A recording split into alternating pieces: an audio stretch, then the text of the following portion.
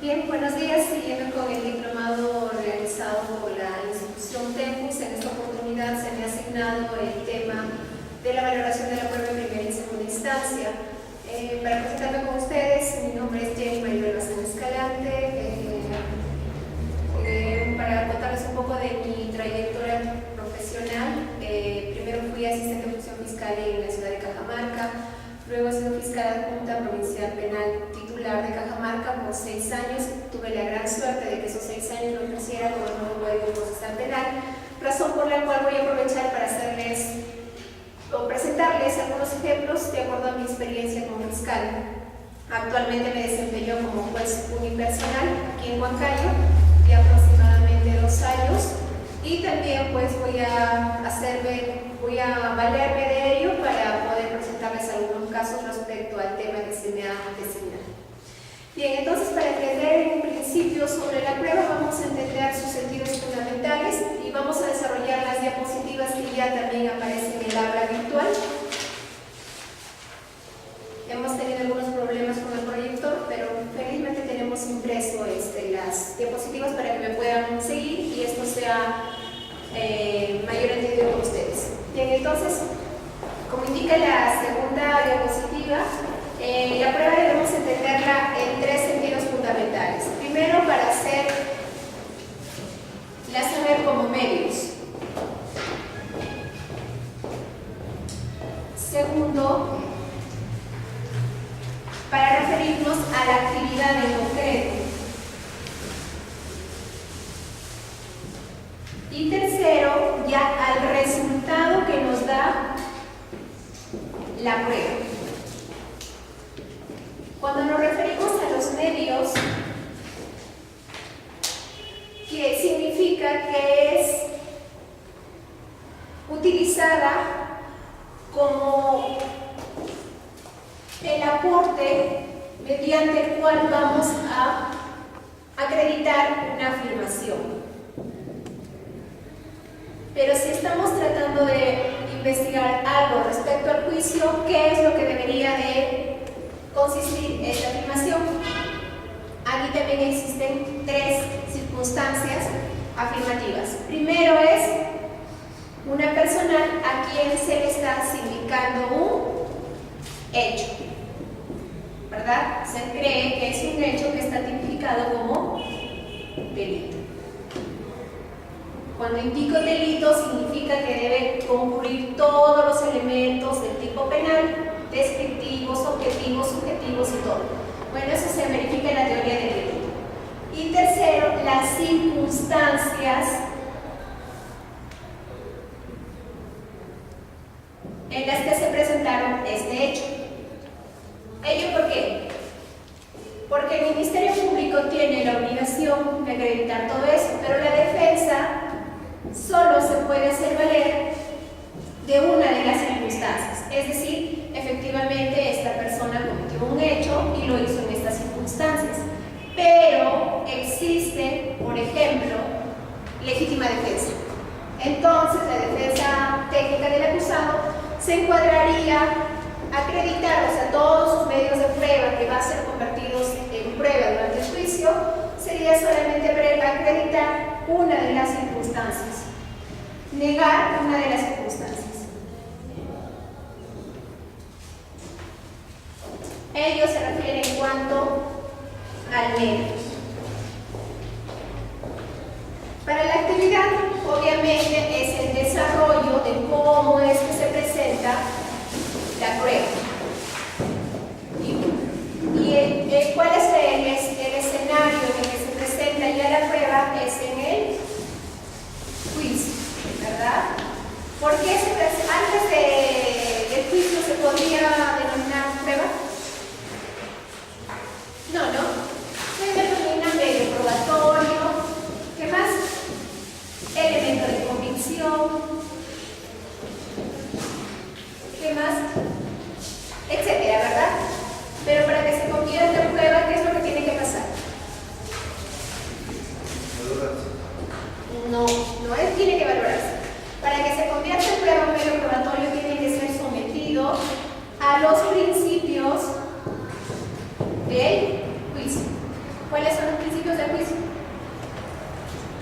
Primero, publicidad, inmediación, en cuanto el juez tiene que tener contacto directo con ese medio de prueba. Por ejemplo, un testigo. El testigo tiene que presentarse al juicio y ya el juez, de acuerdo a su experiencia, pues podrá verificar si este testigo está diciendo la verdad, si hay contradicciones o no. Inmediación. ¿Qué más? La contradicción. Para que se pueda tener como prueba un medio probatorio, se tiene que ser sometido a la contradicción. A ver, en el caso de que les he indicado del testigo, ¿cómo se da la contradicción? Con el interrogatorio y el contrainterrogatorio, ¿verdad? Cuando otra vez el fiscal pregunta y otra vez la defensa técnica. Con la contradicción. Cuando hay posibilidades de que en caso de que sea un testigo de cargo, cuando se le da la posibilidad a la defensa técnica del acusado poder defenderse de las afirmaciones que indica el testigo del Ministerio Público. ¿Qué más? Publicidad y mediación, contradicción. Otro principio. ¿Se recuerdan?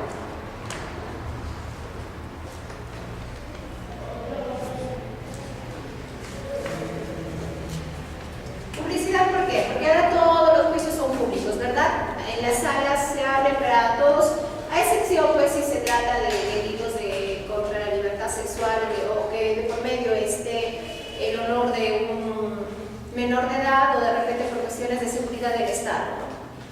La inmediación ya lo expliqué y la contradicción se ha dado en cuanto tiene la oportunidad de defenderse cada una de las partes, la parte oferente y la parte que está contradiciendo a la parte que ofrece ese testigo. Bien, entonces,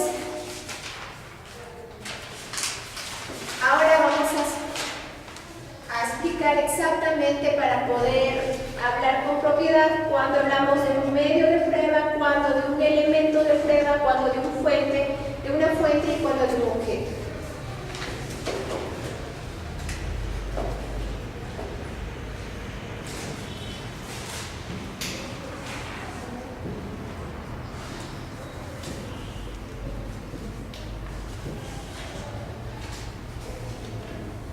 A ver, ¿cuál es su medio de prueba? ¿Tiene sus diapositivas?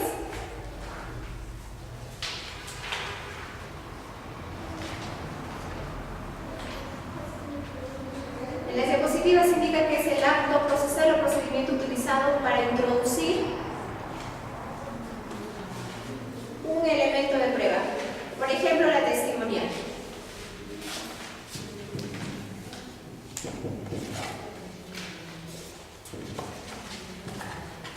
Nuestro Código Procesal Penal, al desarrollar los medios probatorios que tenemos para acreditar o desacreditar una acusación, el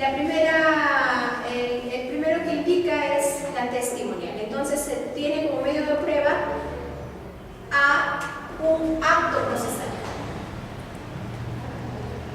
En este caso, el ejemplo se refiere a la testimonial. Ahora, ¿qué debemos entender como elemento de prueba?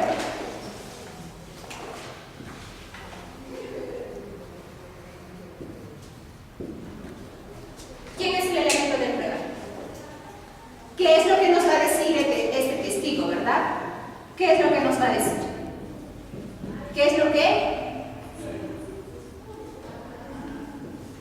que nos tiene que decir el testigo según el Código Procesal Penal?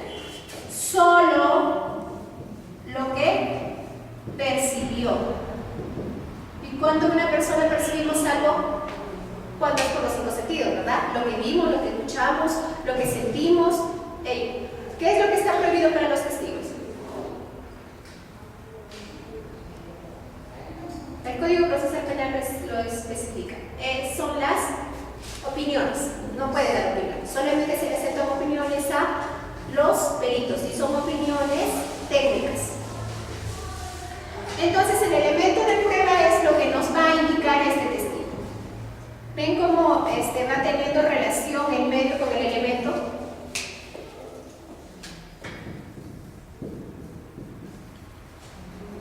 Tercero, la fuente de prueba. En este caso, ¿quién sería la fuente de prueba? El testigo, ¿verdad? Porque él nos va a traer a indicar el dato y a través del acto procesal, esto es de su examen que le podamos realizar con el interrogatorio y el contrainterrogatorio durante el juicio oral, nos va a indicar o nos va a dar este dato. Entonces, la fuente de prueba es el órgano de prueba o ya la persona a quien vamos a llevar a juicio para que nos indique lo que queremos según nuestra teoría del caso. ¿Y el resultado?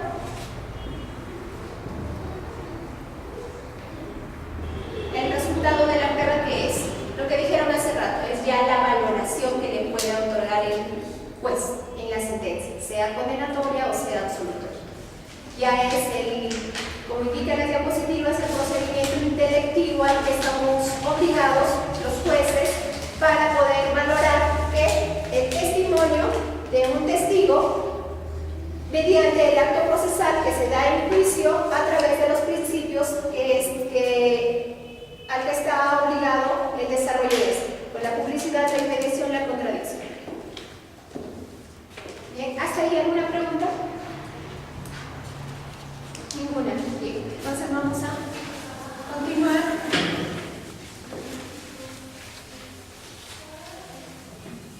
Espero que me estén siguiendo.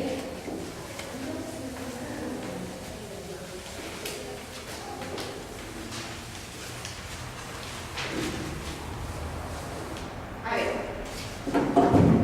para precisar los límites a los que están obligados los sujetos procesales ya en un proceso penal, vamos a partir primero de las etapas del proceso. ¿Cuántas son las etapas del proceso penal? Bueno, siguiendo la doctrina del doctor Pablo Sánchez Velarde, en mi concepción no son 3, son 5. Porque ustedes dicen que son la preparatoria, ¿sí? La investigación preparatoria. A eso se refieren, ¿verdad? La etapa intermedia y el juicio, ¿verdad? No obstante, para mí la investigación preparatoria tiene 2 etapas. La preliminar, la investigación preparatoria propiamente dicha, la intermedia, el juicio, pero aquí hay otra más.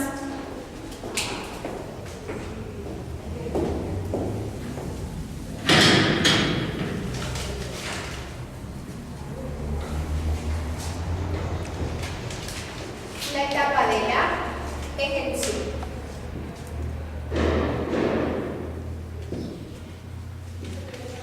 Claro, estamos ante una sentencia condenatoria, ¿verdad? Entonces va 1, 2, 3, 4 y 5. La preliminar propiamente dicho, ¿cargo de quién está? ¿Solo del fiscal? La Policía Nacional del Perú y el Ministerio Público, ¿verdad? ¿Cuándo comienza la preparatoria propiamente dicha? Cuando el Ministerio Público emite la disposición de formalización de investigación preparatoria. ¿Cuáles son los efectos de esta disposición? No puede archivarse por el fiscal. Ya no solo se puede archivar por el fiscal, sino que se tiene que sobreseer. Ya no hablamos de archivamiento, porque el archivamiento se da a nivel preliminar. Este es el archivo preliminar. Hablando propiamente, aquí estamos hablando del sobreseimiento. Y ese sobreseimiento solo lo puede dar él. Ahí entra a tallar ya el juez de investigación preparatoria, ¿verdad? ¿Cuál es otro de los efectos de la formalización de la investigación preparatoria? Está así textual en el Código Procesal Penal. suspensión de la... Muy bien. La suspensión de la prescripción. Bien. Entonces, cuando se emite la disposición de la formalización de investigación preparatoria, como que el fiscal pierde su total autonomía, ¿verdad? Ya está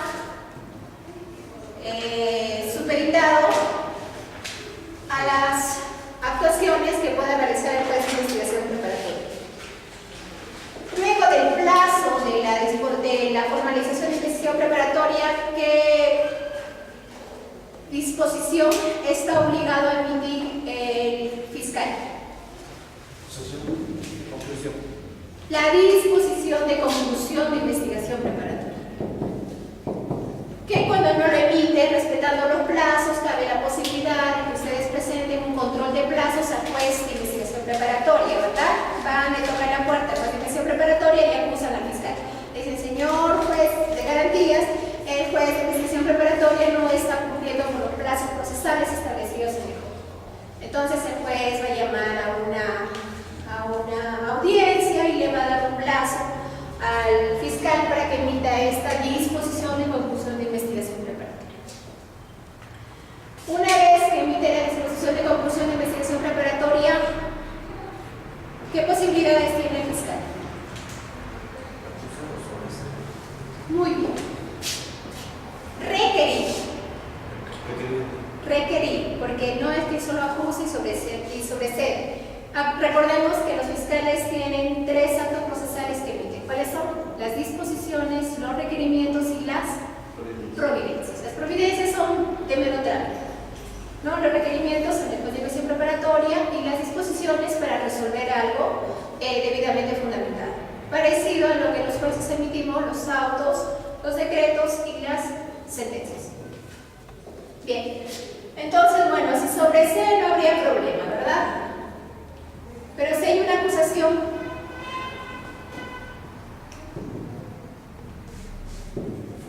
¿a qué está obligado el fiscal?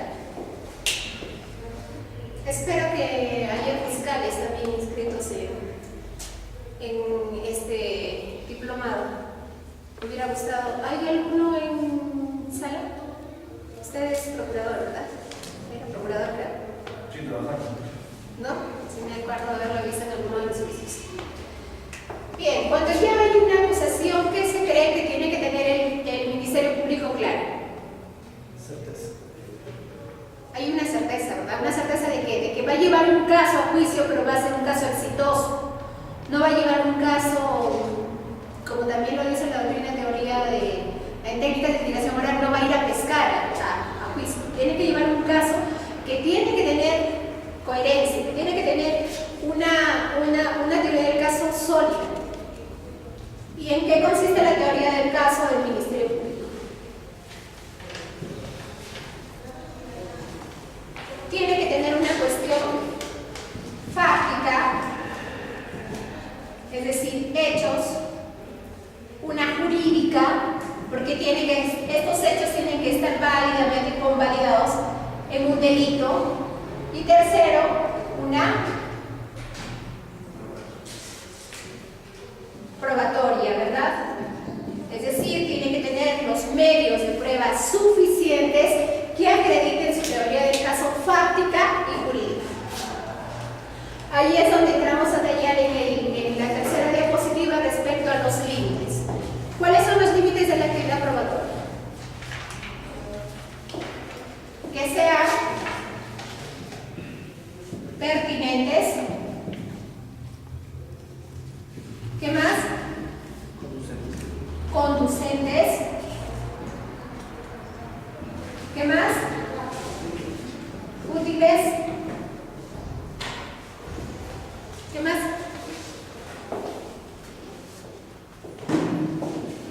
¿Puede vulnerar algún derecho fundamental de la persona? ¿Puedo yo extraer una conversación de Messenger en Facebook en donde yo no haya participado? Entonces tiene que ser legales o lícitas. ¿Y qué más? No sobreabundantes.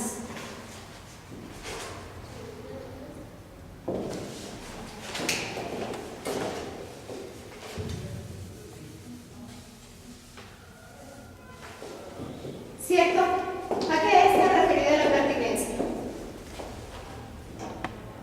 Está en las diapositivas.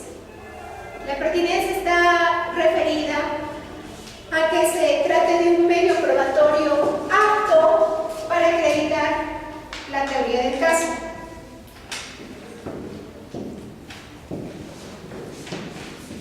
Al respecto debemos tener en consideración el artículo 156 del Código Procesal Penal, en cuanto nos explica qué es lo que es objeto de prueba en un juicio.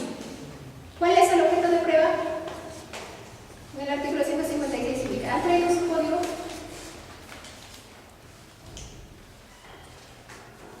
Bien, está referido a los hechos, a las circunstancias, a la responsabilidad penal, a la responsabilidad civil. Lo clásico que presenta el Ministerio Público para fundamentar su pena es La teoría de los hechos. el certificado de antecedentes penales, ¿no? Para ver si es reincidente o es habitual.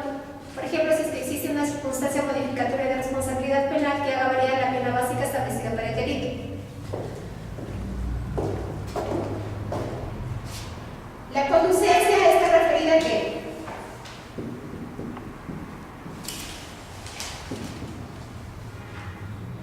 Es el vehículo por medio del cual se va a ingresar los hechos que queremos probar de nuestra teoría del caso.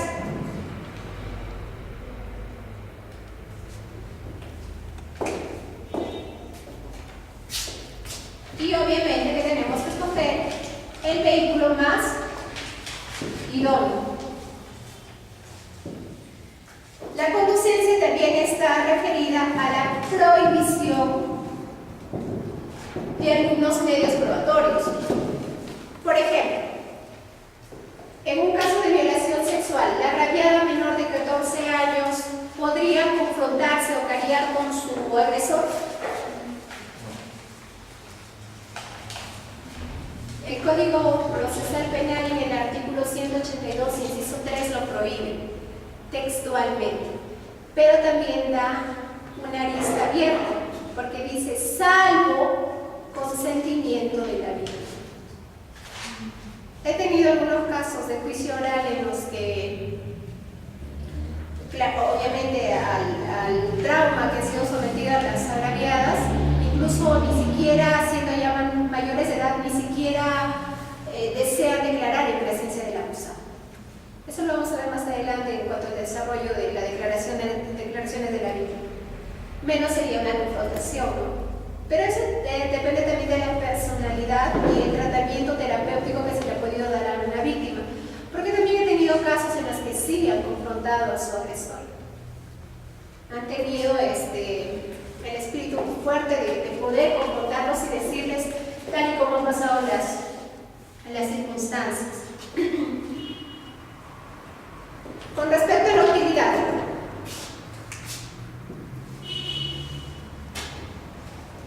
en mi criterio es la característica primordial de los medios de prueba que van a ser convertidos en juicio oral en prueba.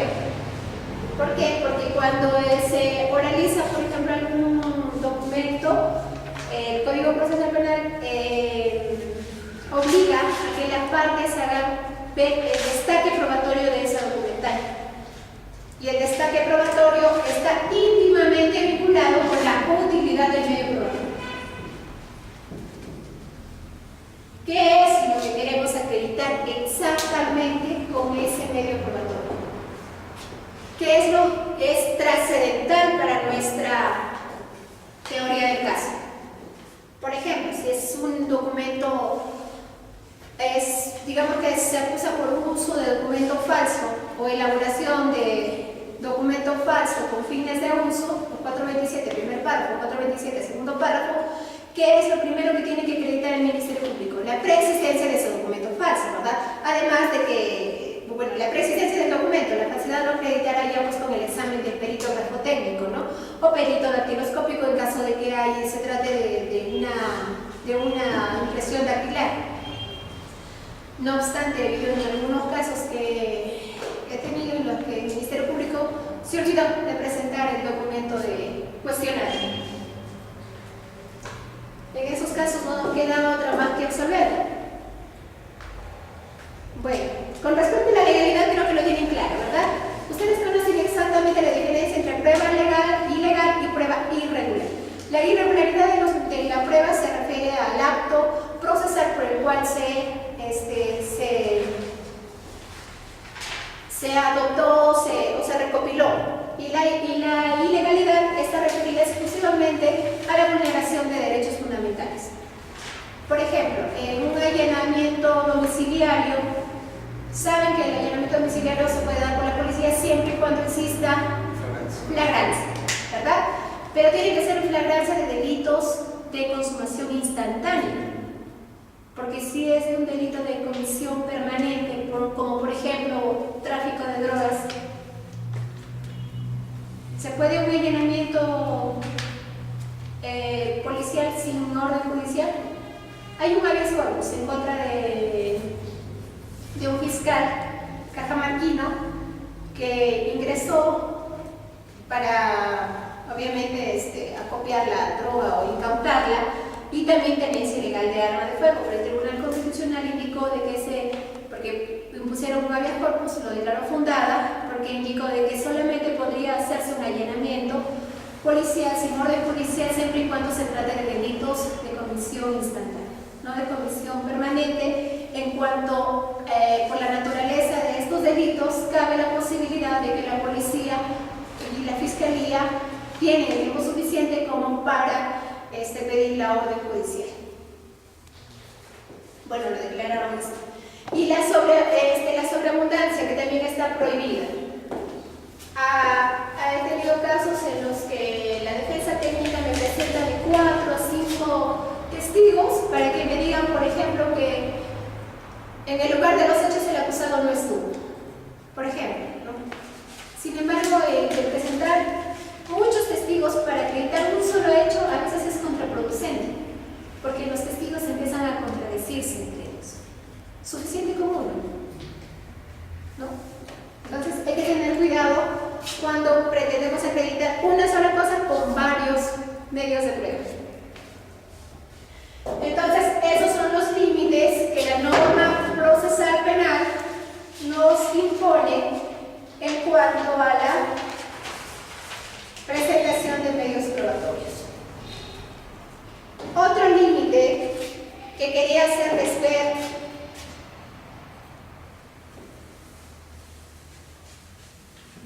ya que al respecto he tenido varios problemas con las defensas técnicas de los acusados,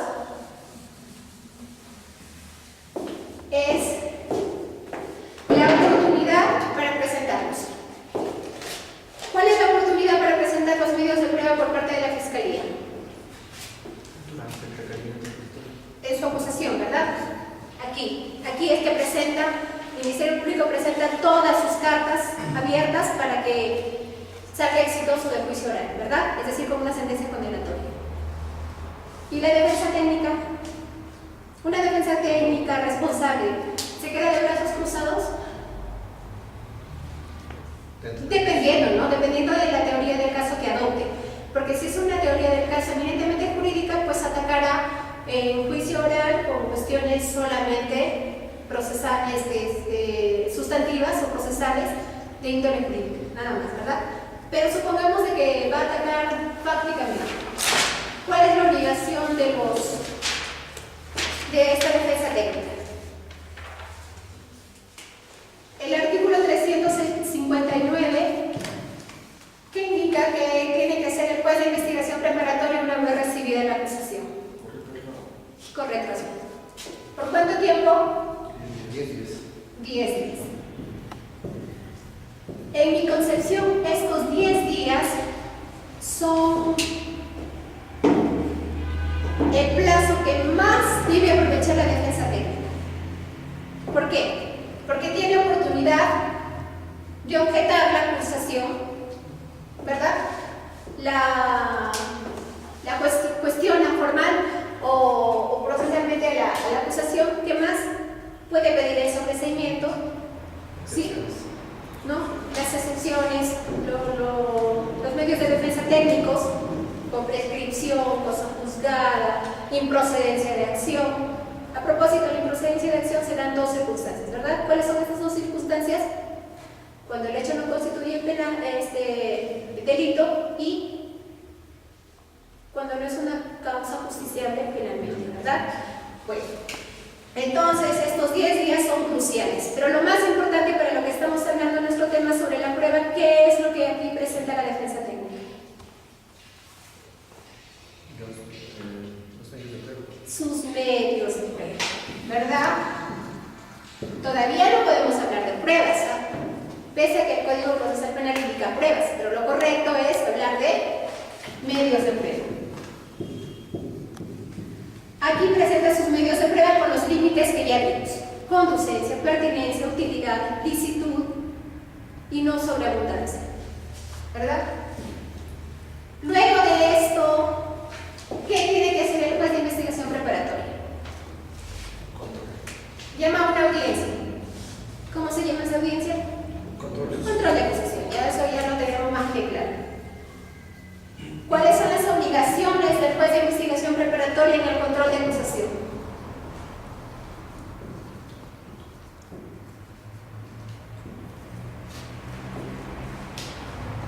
Verificar.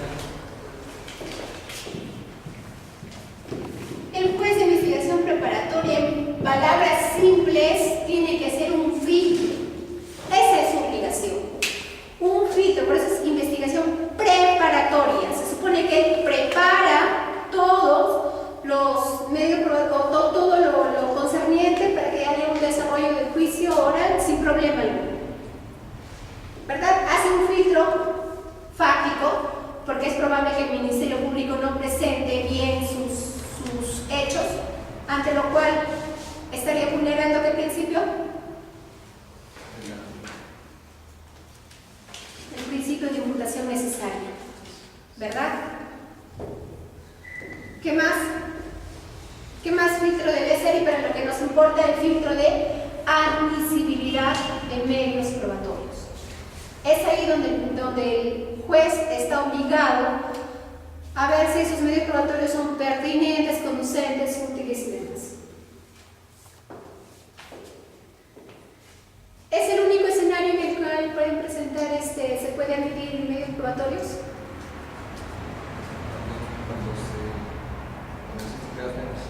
¿Perdón? Pruebas nuevas. Ya, pero las pruebas nuevas se van a dar más adelante, ¿verdad? Ya, entonces, digamos que el juez de investigación preparatoria hizo bien su trabajo, ya pasó el filtro. ¿Qué es lo que emite el juez de investigación preparatoria? Auto de enjuiciamiento. ¿El auto? El auto de juicio. Ahí termina su trabajo, ¿verdad? Y pasa al Juicio. a juicio.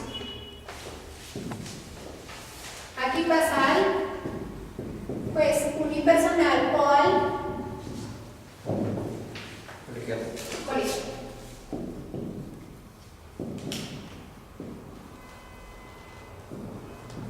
¿Cuándo pasa al unipersonal y cuándo al colegiado?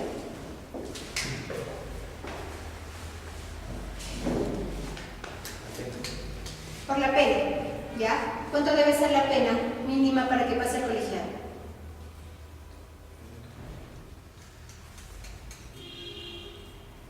¿De 6? ¿Ah? ¿De 6? 6, ¿no? ¿Cuánto es la pena para tenencia ilegal de arma de fuego? La pena mínima es 6 años, ¿no? De 6 a 12 creo que es tenencia ilegal de arma de fuego. Pasa unipersonal, pasa colegiado. Mayor de 6. Mayor de 6. Cuando es mayor de 6, pasa al colegiado. Si es menor, al unipersonal, o menor o igual. El extremo mínimo. Ajá. Menor o igual. Como es tenencia ilegal de arma de fuego y la pena mínima es 6 años, pasa al unipersonal. Homicidio simple también, la pena es 6 años, ¿verdad? Pasa al unipersonal al colegiado. Unipersonal. Bien, entonces eso ya lo tenemos claro, ¿verdad? Este es el límite.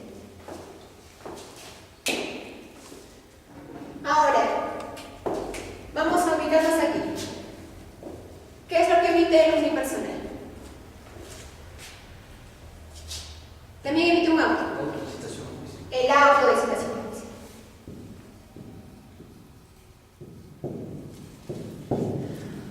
Aquí es importante que la defensa técnica pueda realizar su labor según el artículo 136. De todos los defensores privados a los que me he enfrentado hasta ahora en Huancayo, solo he visto un abogado que se preocupa o por lo menos sabe de la existencia del artículo 136. En este artículo nos indica que hay un plazo también, hay un plazo de 10 días, si no me equivoco, en el cual él debe verificar el expediente judicial. Recordemos que en el expediente judicial van a estar todos los medios probatorios documentales que han sido admitidos por el juez de investigación preparatoria. Entonces, en el artículo 136, en ese plazo de 10 días, se produce la revisión por las partes que están obligados también el Ministerio Público y la defensa técnica del acusado.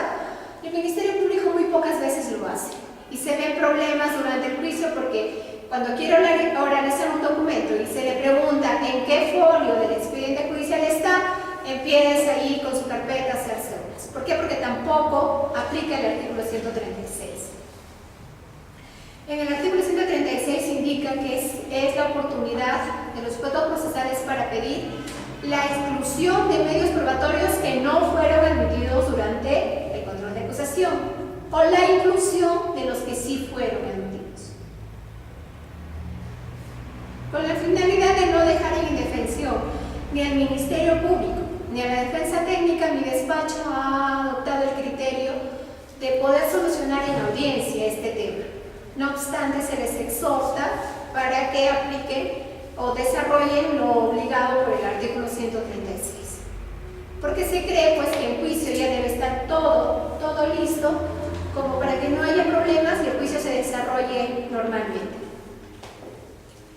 No obstante, en otros casos, también he visto en otros distritos judiciales, conversando con algunos colegas, los jueces unipersonales o los jueces de juzgamiento optan por regresar la carpeta o por regresar el proceso hasta la etapa intermedia y decir al juez de investigación preparatoria: señor juez de investigación preparatoria, ¿qué métodos de prueba son los que usted ha admitido? Porque no aparecen en el expediente judicial. Lo que pasa es que, ya también lo he dicho en más de una oportunidad, hay una mala práctica aquí en Huancayo. El juez de investigación preparatoria admite los medios probatorios, pero no los tiene a la vista. Entonces, yo como juez de investigación preparatoria, ¿cómo voy a admitir un documento que ni siquiera sé que existe? Y como hace poquito, antes de que haya esto de los jueces especializados anticorrupción, he tenido casos en los que han sido sometidos a mi conocimiento estos. Y como los casos son de años atrás, los documentos que admitía el juez de investigación preparatoria incluso eran ilegibles. Daba un poco de temor levantarlos porque parecía que se iban a desaparecer cuando los levantábamos porque se pulverizaban. Entonces, esa mala práctica que existe de que admiten medios documentales sin siquiera tenerlos a la vista, primero para ver si son legibles, segundo para ver si se trata de una copia legalizada, un original o una copia simple, y tercero para ver si existen o no, nos crean un grave problema a nivel de juicio.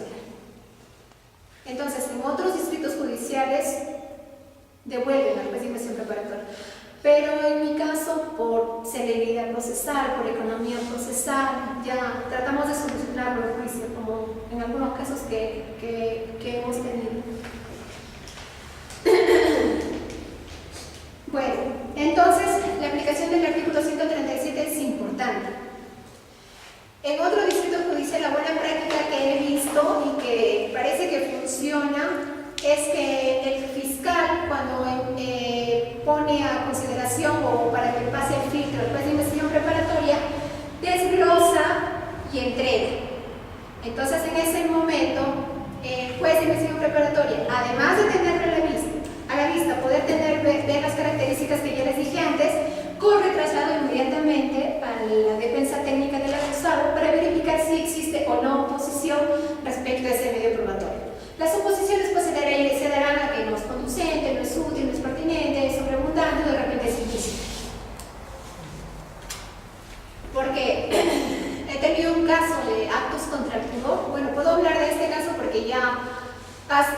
se ha declarado consentida la sentencia absolutoria. Era un caso de actos contra el pudor de una municipalidad, vamos a decirlo así para que no se preste a sugestiones, de un jefe con respecto a su secretaria. La secretaria era mayor de edad, razón por la cual el Ministerio Público estaba en la obligación de acreditar que ha mediado ¿qué? Violencia o grave amenaza, ¿verdad? El tipo penal no dice una amenaza simple, sino una grave amenaza. El Ministerio Público nunca indicó ninguno de los dos elementos de tipo y obviamente la defensa técnica del acusado, que creo que lo tiene también como profesor aquí, inteligentemente su estrategia jurídica solo se valió en cuanto a la falta del elemento objetivo descriptivo del tipo penal en cuanto a la grave amenaza. Segundo, que como medio probatorio habían presentado unas conversaciones por... Bueno, era un medio privado, me parece que era Messenger de Facebook, donde esta chica le contaba a su amigo lo que pasaba, ¿no? Lo que ella supuestamente estaba sufriendo. Pero el amigo le decía, le daba a entender algo así como que le vamos a arruinar profesionalmente al acusado, ¿no? Entonces, eso quisieron ingresarlo en el juicio.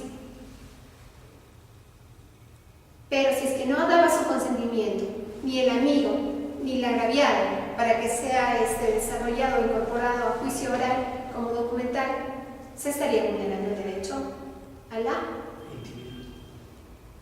Bueno, también es la intimidad, pero no sería las comunicaciones, al secreto de las comunicaciones.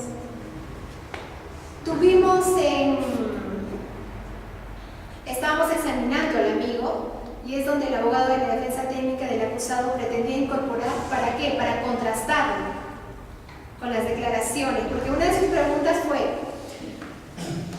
¿es verdad que usted tenía ese sentimiento o esa intención de perjudicarlo profesionalmente? Y le dice no, y entonces ahí es donde entra a tallar lo del uso de documento previo de estas conversaciones. Obviamente no lo permití porque no había una autorización de levantamiento del secreto de las comunicaciones, pero había una forma de salvarlo. ¿Cómo? Preguntándole en ese acto a uno de los interlocutores de esta conversación si es que consentía que se use ese documento. ¿No? Pero tampoco lo aceptó, no lo consintió. Entonces no se pudo usar porque sería una prueba ilícita, ¿verdad? Ilícita, está vulnerando el derecho al secreto de las comunicaciones, tanto de la agraviada como de este testigo. Bien. Entonces, aquí hay 10 días más, según el artículo 136 y 137. Eso está referido a la formación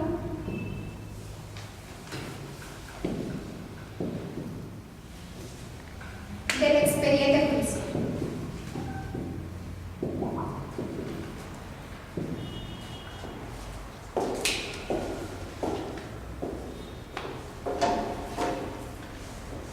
Luego del auto de citación a juicio oral ya tenemos una fecha para nuestro juicio, ¿verdad? Una vez que se... Sí, gracias.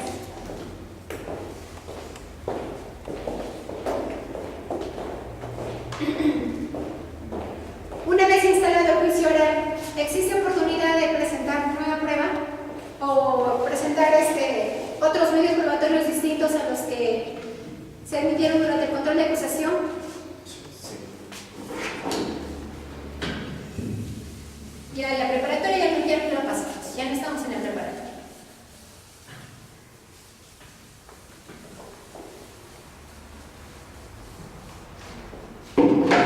A ver, les voy a hacer una pregunta. ¿El juez de juzgamiento con el juez de investigación preparatoria tienen el mismo nivel jerárquico o no? ¿Ustedes qué creen? Sí. Sí, ¿no? Pero tienen funciones totalmente distintas. Esto cumple la finalidad de ¿qué? De que el juez de juzgamiento no se contamine con con lo que ha pasado en la investigación preparatoria. Pero tienen el mismo nivel, ¿cierto? Ganan lo mismo, tenemos exactamente los mismos derechos y facultades. O bueno, facultades procesales no. Entonces, ¿cuál es la excepción a la admisibilidad de medios probatorios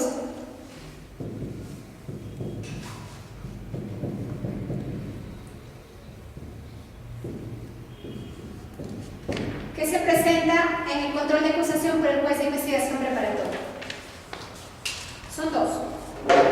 Es el reconocimiento después de la etapa intermedia. Ya, pero me refiero específicamente a dos figuras procesales. Porque por regla general quien admite la prueba es el juez de investigación preparatoria. Pero nuestro Código Procesal Penal también presenta dos excepciones, que lo puede hacer un juez distinto al juez de investigación preparatoria, que es el juez de juzgamiento. Es el artículo y el 3, 8, 5. El 373 está referido a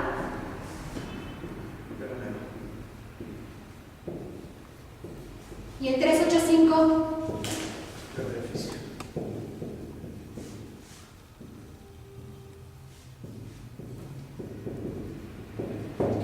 pero como son excepciones también tiene requisitos excepcionales. ¿Cuáles son el 373?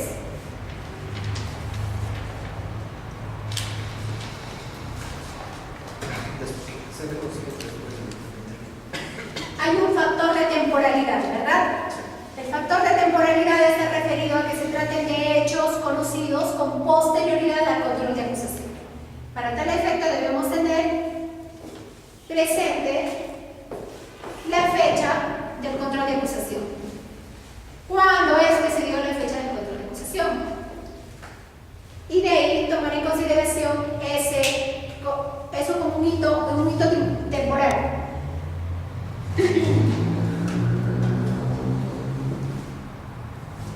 Entonces, primero es la temporalidad. Segundo, que se traten de medios probatorios que fueron inadmitidos por el juez de investigación preparatoria. Eso se llama reexamen, ¿no?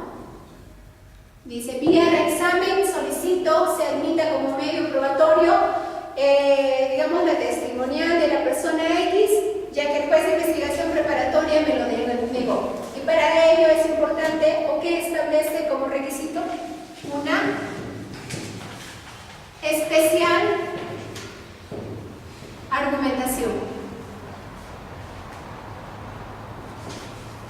¿Y a qué se refiere la especial argumentación? ¿Tiene que ser una argumentación distinta a la que se dio con el juez de investigación preparatoria? No tiene que ser distinta. Acuérdense que los límites son conducencia, pertenencia y utilidad, ¿verdad? Entonces se cree que la conducencia, pertenencia y utilidad lo argumentó ante el juez de investigación preparatoria, pero el juez de investigación preparatoria, alguno de los tres supuestos no estuvo de acuerdo. Entonces habrá que incidir en ese supuesto que para el juez de investigación preparatoria no fue suficiente. Por ejemplo, digamos la pertinencia. Entonces, como para el juez de investigación preparatoria no fue pertinente, ahora yo sí voy a dar una argumentación especial, o sea, voy a incidir más en esa pertinencia para que el juez de acusamiento me lo pueda admitir. Debemos tener en consideración que ya para el 373 ya las partes, tanto la defensa como el Ministerio Público, han puesto ya sus cartas sobre la mesa. ¿Por qué? Porque ya han presentado sus alegatos de apertura, ¿verdad? Entonces ya sabemos exactamente de qué está siendo acusada esa persona y cómo es que la defensa técnica lo va a defender. Entonces ya el juez de acusamiento, teniendo en consideración las dos teorías del caso, verificará si ese medio probatorio que fue inadmitido por el juez de investigación preparatorio cumple o no con los límites para que sea actuado en juicio oral y se convierta en pena. Entonces se cree que ya el juez hasta ese momento ya tiene una perspectiva más amplia de qué es lo que quiere acreditar cada uno de los sujetos procesales. Y el 385, ¿cuáles son los requisitos del 385?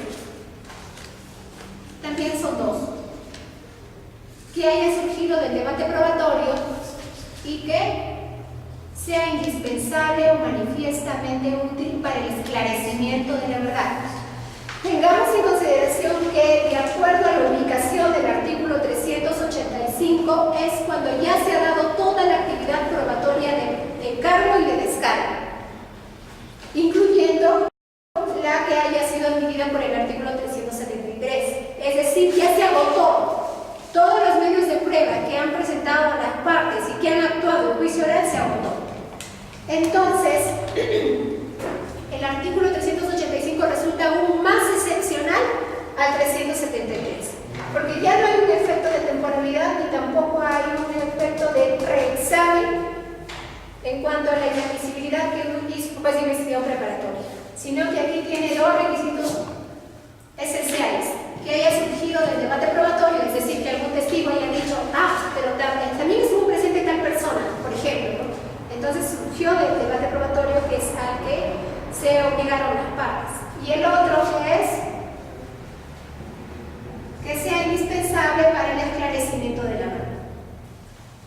Aquí hay algunos doctrinarios que cuestionan el artículo 385 presente en nuestra legislación, porque dicen que afecta la teoría del caso de las partes. ¿Ustedes creen en ello? No. ¿Por qué?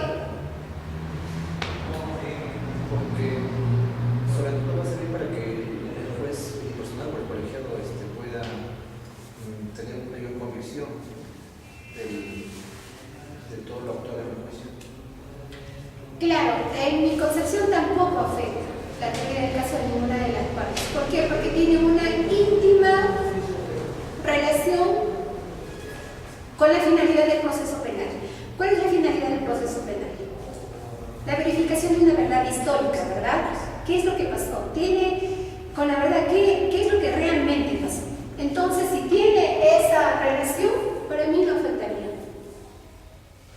No afectaría la defensa técnica, las teorías de los objetos procesales. Además, debemos tener en consideración que también el inciso 3 del 385 da una prohibición expresa.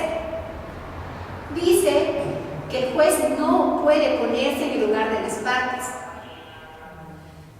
He tenido un caso, les puede parecer absurdo, pero se ha presentado en la realidad. El Ministerio Público viene a acusar por lesiones leves dolosas al acusado sin presentar el certificado médico legal.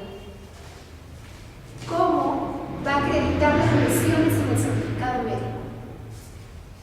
El Ministerio Público pretendía que mediante prueba de oficio lo incorpore la juez o juez el certificado médico legal, obviamente a través del examen pericial del autor. Sería ir en contra del 385 inciso 3, ¿no? Porque existe esa prohibición textual. Bueno, en este caso no queda otra de absolver. Bueno, entonces tenemos hasta ahí dos excepciones, ¿verdad? Pero existe una tercera. ¿Cuál es la tercera excepción a la admisibilidad de probatoria que se da por el juez de investigación preparatoria?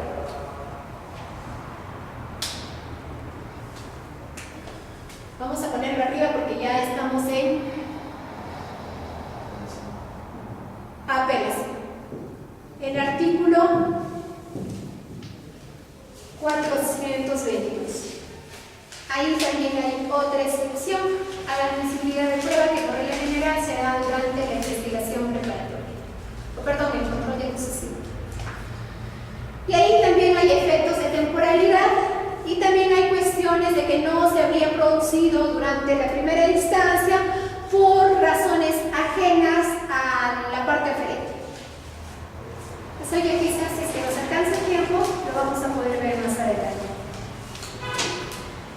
Entonces, hasta ahí hemos visto qué es lo que se debe entender por medio de prueba, órgano de prueba, objeto de prueba, cuáles son los límites para la prueba, dónde se presenta la prueba, cuál es la oportunidad para presentar la prueba, cuáles son las excepciones a la admisibilidad de los medios probatorios durante el control de acusación a cargo del juez en decisión preparatoria que se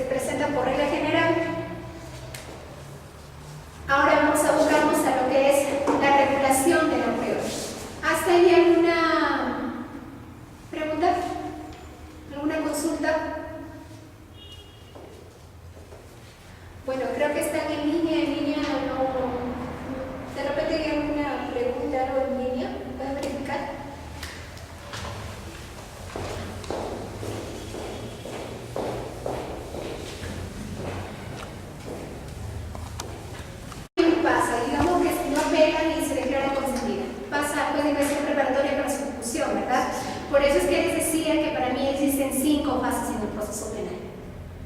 Porque ahora sí se ejecutan las sentencias. Antes, con el Código de Procedimientos Penales, creo que ni se pagaba la reparación civil, ¿verdad? Ya todavía en algunos abogados antiguos todavía tienen esa percepción, porque mi despacho también se hace cargo de los beneficios penitenciarios. Y he visto casos en los que simplemente por no pagar la reparación civil han revocado la suspensión de la pena, la han convertido en efectiva y han ido para la penal. Y el 90% de esos solicitantes de beneficio penitenciario indican que es por mal asesoramiento de sus abogados, porque les decían de que la reparación civil no se paga. Pero ahora ustedes saben que ya el Tribunal Constitucional se ha manifestado en el sentido de que aplicar directamente el inciso 3 del artículo 59 del Código Penal en cuanto a la revocación de la suspensión de la pena por efectiva resulta constitucional, aplicarlo directamente. No es que todavía hay que seguir lo que dice el inciso 1, el inciso 2 y ya después el inciso 3.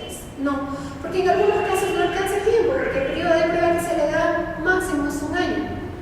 Y por la carga procesal, a veces no es posible hacerlo y sería injusto para la víctima, para la parte agraviada, no recibir una reparación civil con la finalidad de que se repare en algo el bien jurídico protegido que sería lesionado, ¿verdad?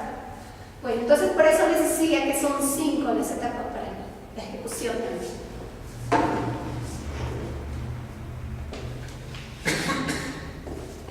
Bien, con respecto a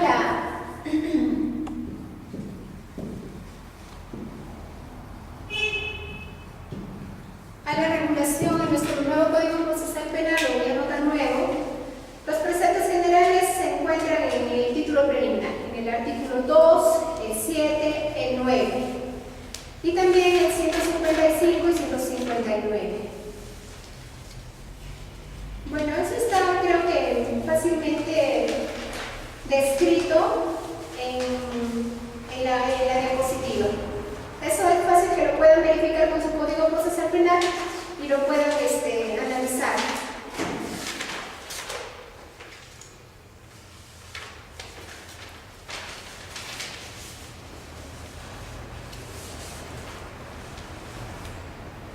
Ahora último, la jurisprudencia se ha pronunciado respecto al principio de dinamicidad de la prueba. ¿Han escuchado eso? Principio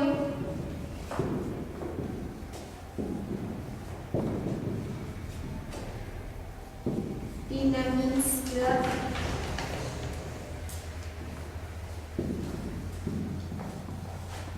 de la prueba. Sería mejor principio dinámico de la prueba, ¿no? Bueno, ¿tienen idea a qué se refiere eso?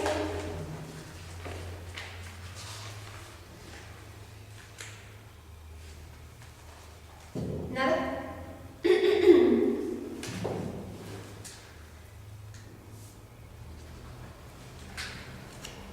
Esto se refiere a que el deber de probar recae en el sujeto procesal en el que se encuentren mejores condiciones de poder probarlo. Por ejemplo,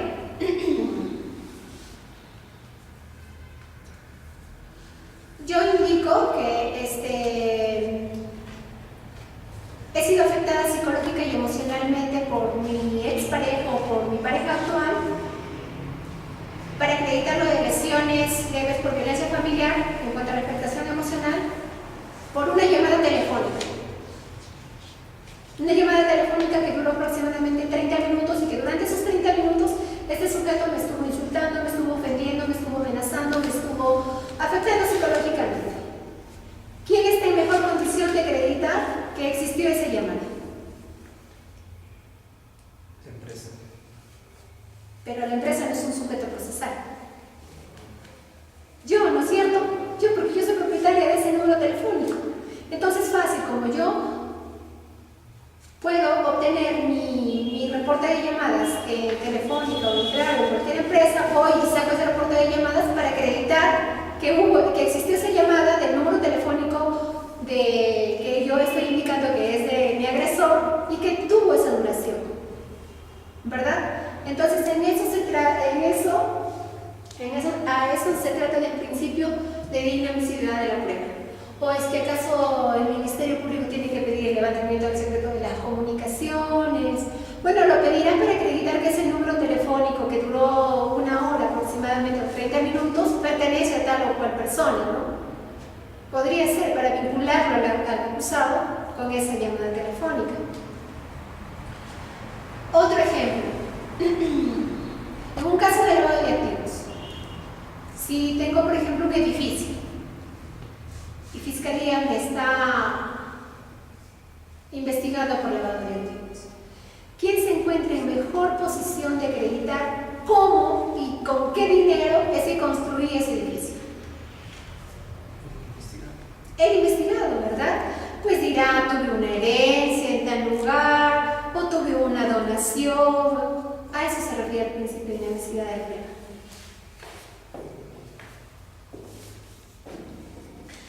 Claro que es excepcional. ¿Por qué? Porque ¿sobre quién pesa la prueba? ¿Quién tiene la carga de la prueba? El Ministerio Público, ¿verdad? Entonces es excepcional, pero también aquí hay otra característica, es que el juez está en la obligación de hacerlo presente, ¿no? Ahora mismo estoy llevando un caso de lesiones en las que supuestamente, lesiones físicas, en las que supuestamente la agraviada ha sido captada por su agresor a través de una llamada telefónica, porque le dijo, ¿sabes qué? Estoy en tal lugar y si quieres que te pague, ven. Entonces, como prueba de oficio, ya que el señor indica que nunca le llamó, la señora indica que sí le llamó, entonces, ¿cómo puedo saber si la llamó o no le llamó? Acudiendo al reporte, ¿no? Ahí aparecerá. Entonces, en este caso sí lo he hecho como prueba de oficio, estoy jalando como prueba de oficio este reporte de llamadas. Pero ¿quién está en mayores posibilidades de acreditar?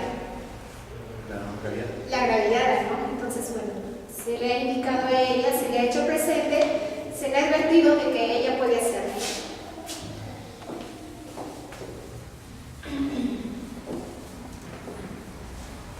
Me parece que este principio lo he mencionado en el caso de Nadine y Loyana. En el proceso que le están llevando por lado de activos. En ese caso, pero si es que desde un primer momento el investigado negaba la llamada en su declaración de descargo, el fiscal debería haberlo. Sí, lo que pasa es que para el levantamiento del secreto de las comunicaciones me parece que es para delitos graves. Indica cuánto es que tiene que tener la pena. Vamos a verificar.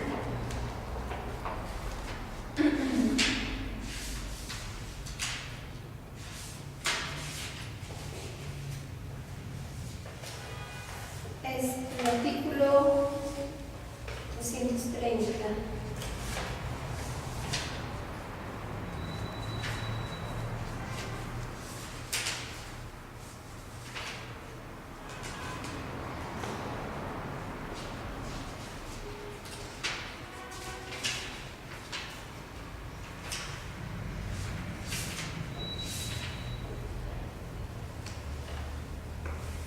Un delito sancionado con pena superior a los 4 años. Sí, así indica, ¿eh? Tiene que ser la pena básica, el extremo mínimo tiene que ser 4 años. Pero en este caso, de lesiones leves es de 2 a 5 años, con las últimas modificatorias. No hay ese requisito. Entonces, por eso es que se le ha pedido a la parte que traiga pues. De lo contrario, me quedaré con la duda. Y la duda Favorece.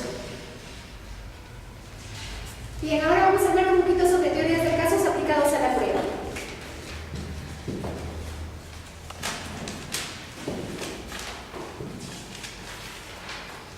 ¿Quiénes son los sujetos procesales en un juicio? Específicamente vamos a hablar de juzgamiento, ¿no? Porque teoría del caso también existe en las etapas preliminar, preparatoria y etapa intermedia, pero en un juzgamiento.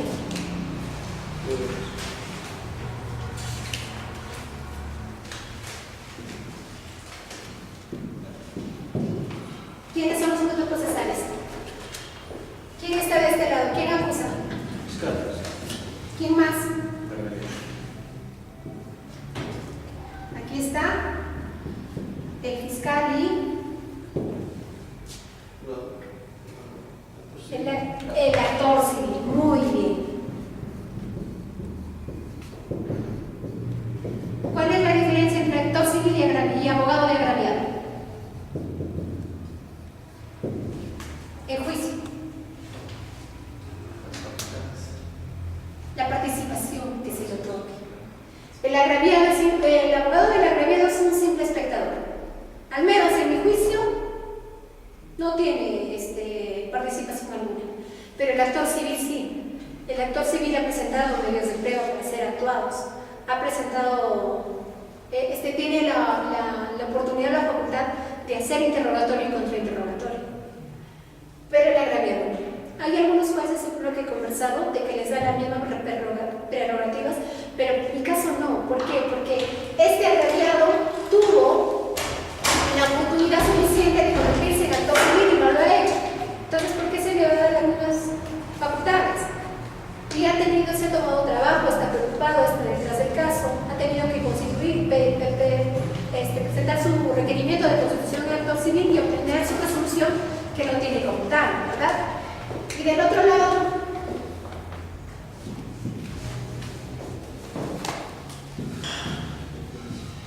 ¿quién está aquí?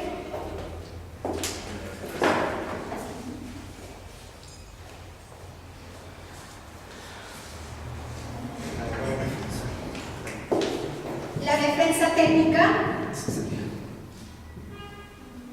del acusado, ¿verdad? ¿Quién más podría estar? La defensa del tercero civil responsable. El tercero civilmente responsable. Si aquí se necesita una resolución judicial o un auto que lo tenga incorporado como actor civil, ¿acá qué se necesita? Ningún auto, ¿verdad? Si este auto lo hace por iniciativa del agraviado, aquí por iniciativa de quién? El Ministerio. He tenido varios casos de algunos colegas cuando era fiscal de que se olvidaron del tercero civilmente responsable. En un caso de homicidio culposo, lesiones graves culposas, es importante, ¿no? El tercero civilmente responsable. Tengamos en consideración que el tercero civilmente responsable tiene los mismos derechos que el acusado. Tiene los mismos derechos, tiene derecho a la defensa, tiene derecho a que se le notifique, tiene derecho a que se le corra traslado con la acusación para que pueda presentar sus medios de prueba y para que pueda objetar la acusación. Tiene exactamente los mismos derechos, solo que no es el autor en concreto, ¿no? Ahora, como indiqué al principio, el Ministerio Público, cuando indica su teoría del caso, gracias, tiene que asumir una defensa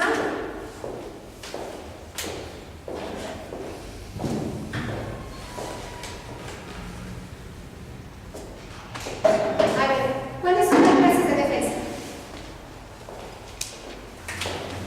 Positiva y negativa. El fiscal tiene que tener siempre una defensa positiva. ¿Por qué? Porque está obligado a tener 3 ingredientes para su teoría del caso. ¿Cuáles eran? La fáctica, la jurídica y la probatoria. ¿Verdad? Entonces el Ministerio Público como que está en desigualdad ante la defensa técnica, porque la defensa técnica es suficiente con que tenga una negativa, ¿no? Entonces, si la defensa técnica del fiscal es positiva, ¿qué es lo que tiene que tener? Evidencias. Es decir, tiene que tener medios probatorios con los que acreditará cada uno de los ingredientes de su teoría del caso. ¿Y cuál es su finalidad? Obtener una sentencia condenatoria. A eso está enmarcado su teoría del caso. A siempre obtener una teoría condenatoria.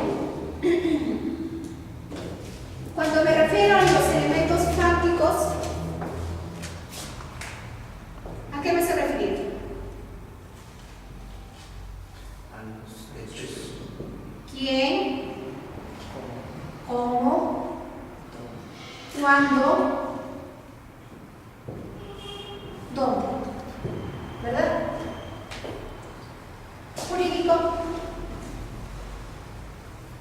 Que este hecho sea típico, antijurídico, culpable y punible. Aquí, ¿qué es lo que tiene que manejar muy bien el Ministerio Público? Teoría del caso, teoría del delito, ¿verdad? Teoría del delito está obligado un fiscal a manejarlo con mucha destreza. Y en cuanto a sus elementos probatorios, tendrá pues testigos. ¿Qué más? Medios de prueba documentales. Peritos, documentales. ¿Qué más? Prueba material. ¿No?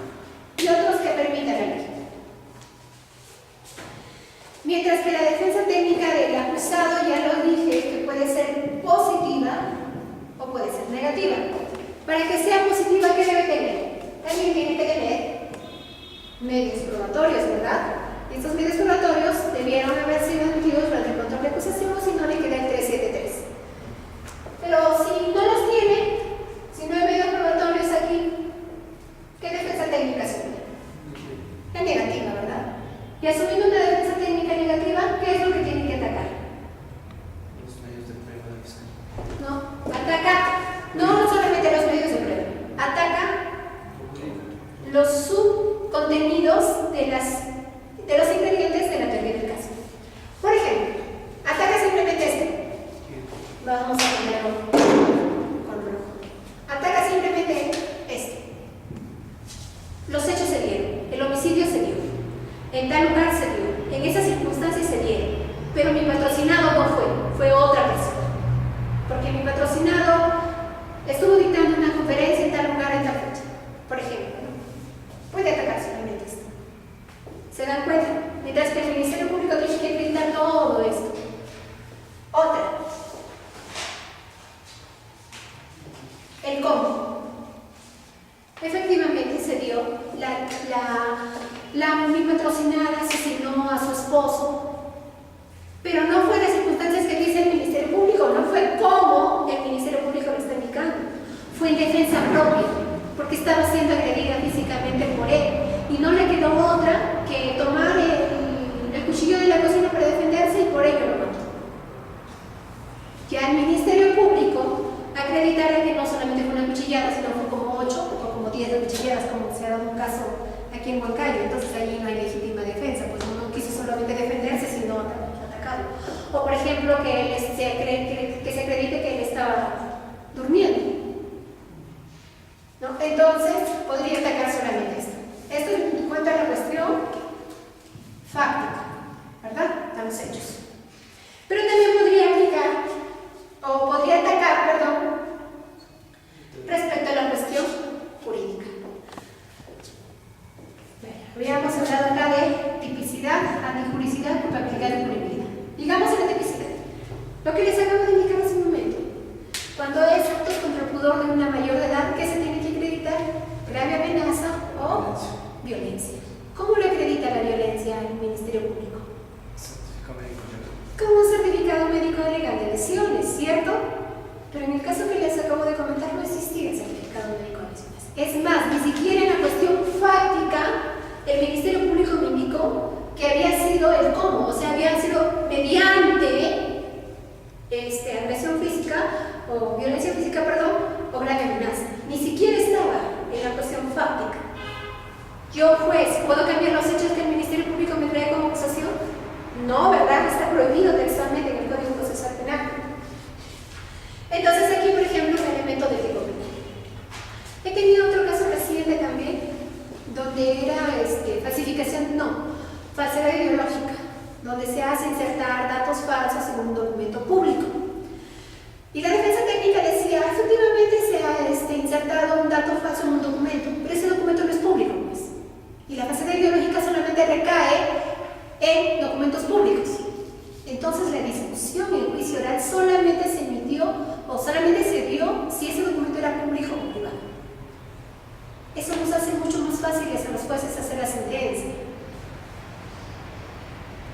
¿Qué es lo que atacó?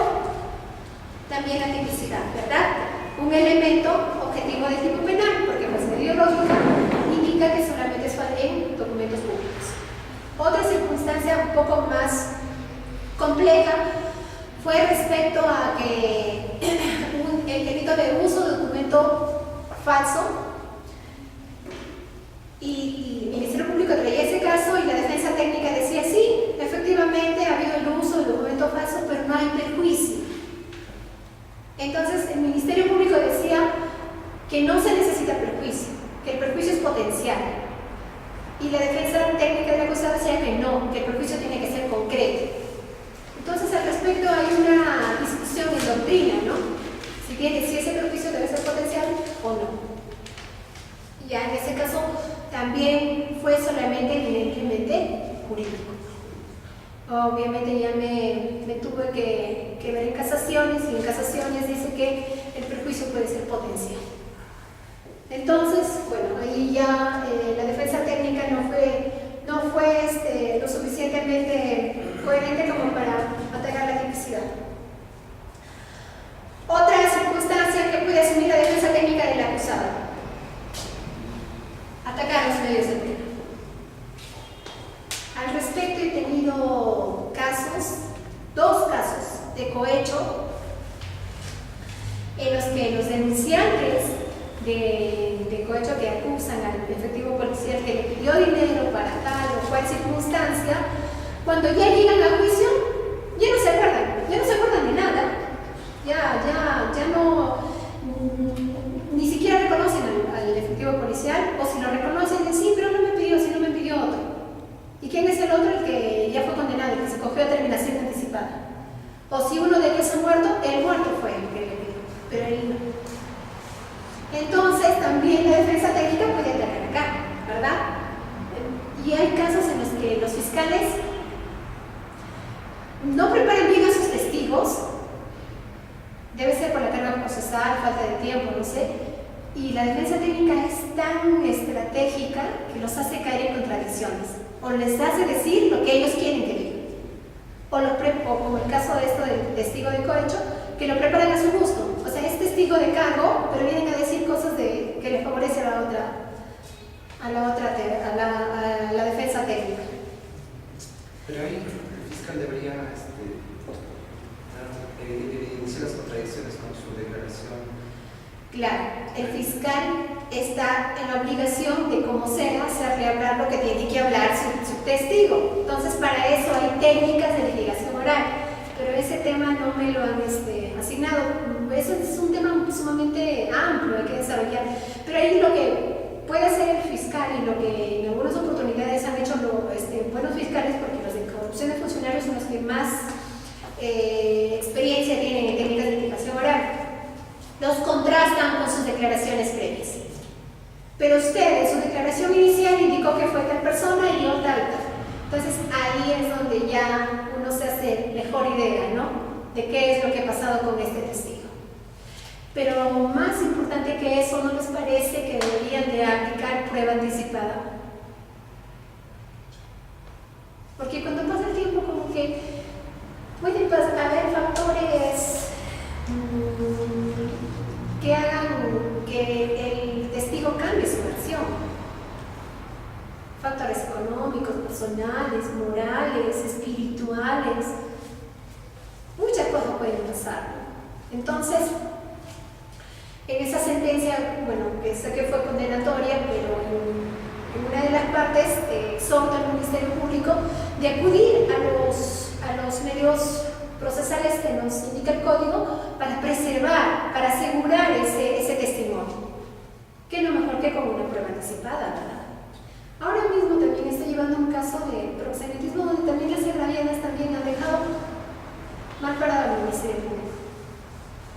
Bueno, entonces, a lo que voy. Lo más importante o lo más fácil es asumir la defensa técnica de un acusado, ¿no? Porque puede atacar a cualquier circunstancia que está obligado a probar sí o sí el Ministerio Público. Igualmente el tercero civilmente responsable, pero el tercero civilmente responsable más se defiende, más que de los hechos, se defiende respecto a al requerimiento de la reparación civil, porque solidariamente va a pagar ello, ¿verdad?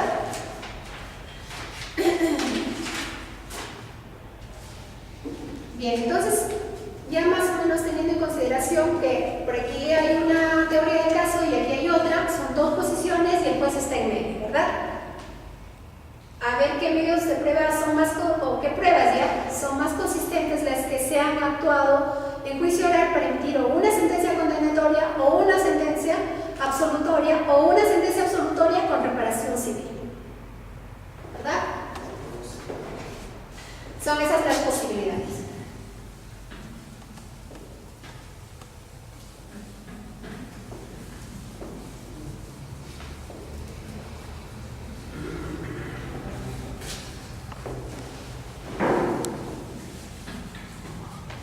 Ahora vamos a ver qué es lo que se presenta en juicio.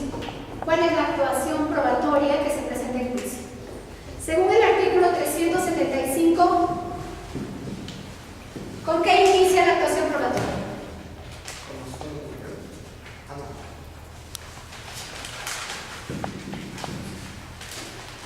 Con el examen del acusado.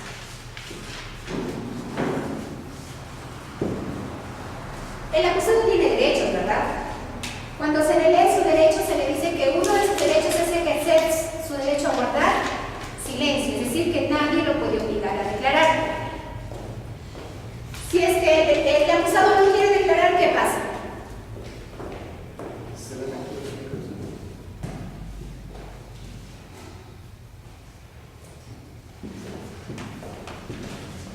¿Qué dice el artículo 376? Que se realizan sus declaraciones previas, ¿verdad? Prestadas ante el fiscal y con las garantías de ley, es decir, que haya participado su abogado defensor. Eso indica el artículo 376. Textualmente, si el acusado se rehúsa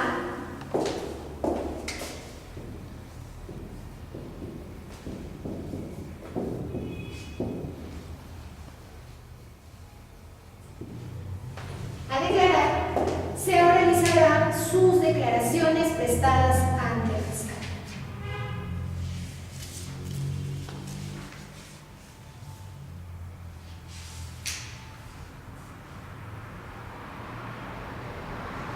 Pero aquí debemos hacer una diferencia entre rehusamiento y abstención.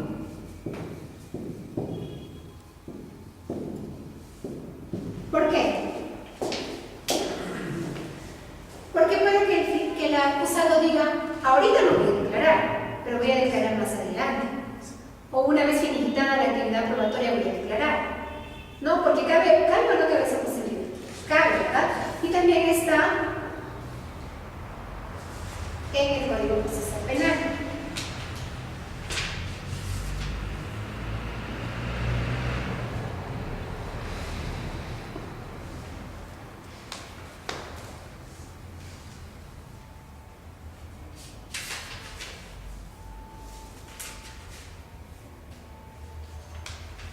Que indica que el acusado tiene la oportunidad de hacer declaraciones complementarias o pedir la palabra para que pueda ser examinado.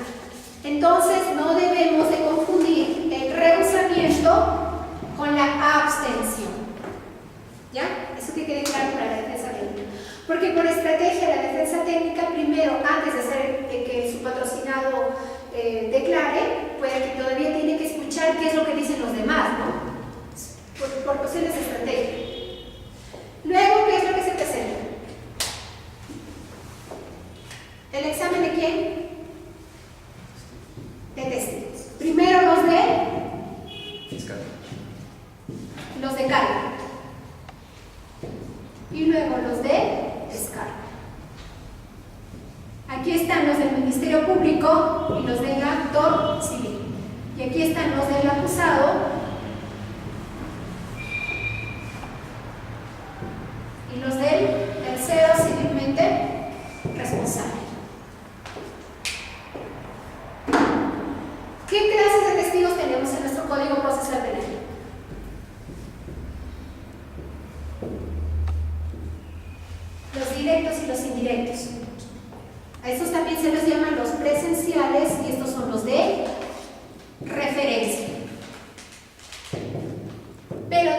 Código Procesal Penal indica cómo es que se debe valorar o desarrollar la testimonial de los de referencia. Tiene que decirnos cómo, cuándo es y en qué circunstancias es que obtuvieron esa información.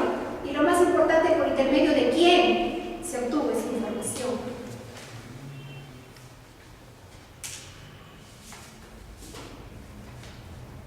Luego está el examen de los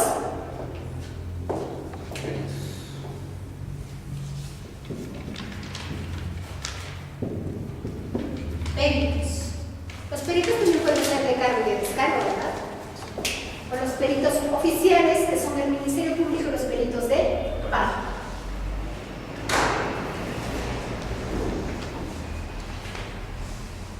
¿Cuál es la diferencia que ya también me indiqué al inicio con respecto al examen de los testigos y de los peritos? Los peritos sí pueden dar opiniones, ¿verdad?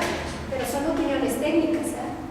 Porque hubo un caso en el que un perito grafotécnico de parte vino a decirme que él opinaba que ese documento era original porque se trataba de un conflicto familiar.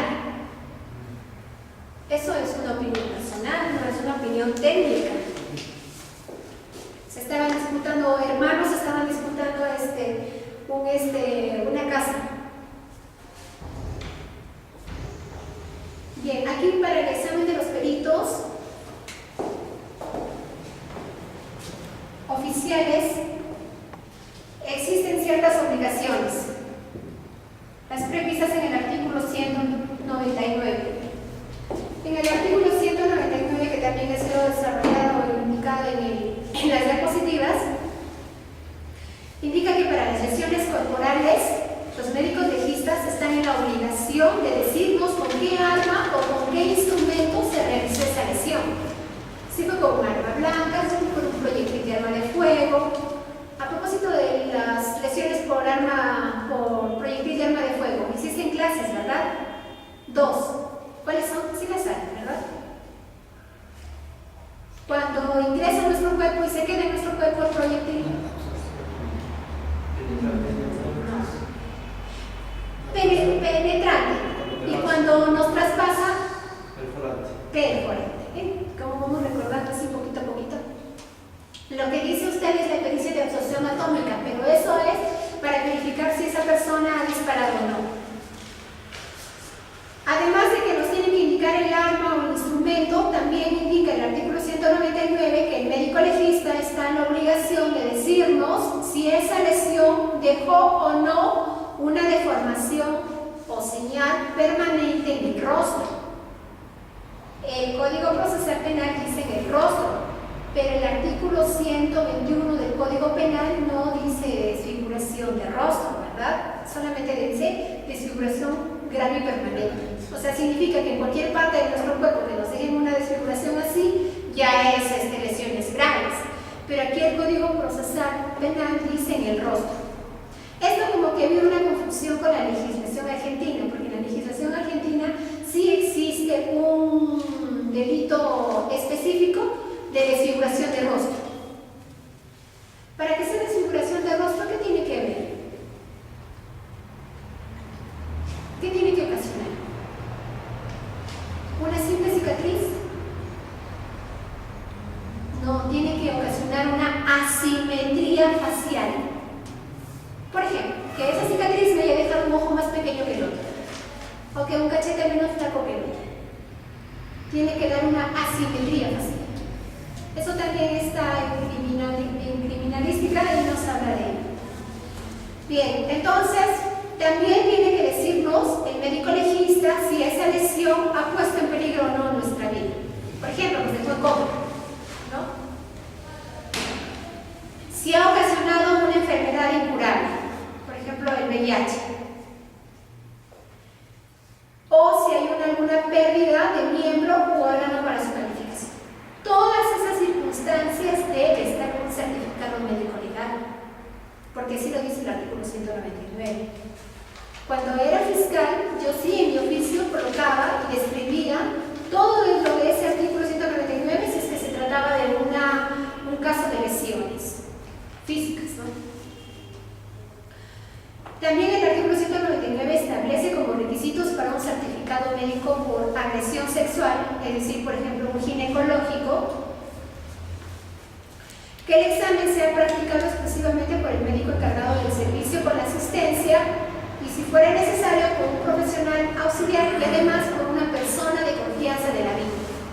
Creo que no se da muy seguido esto, pero debe estar una persona de confianza. O me parece que está en el protocolo ya del desarrollo de medicina legal.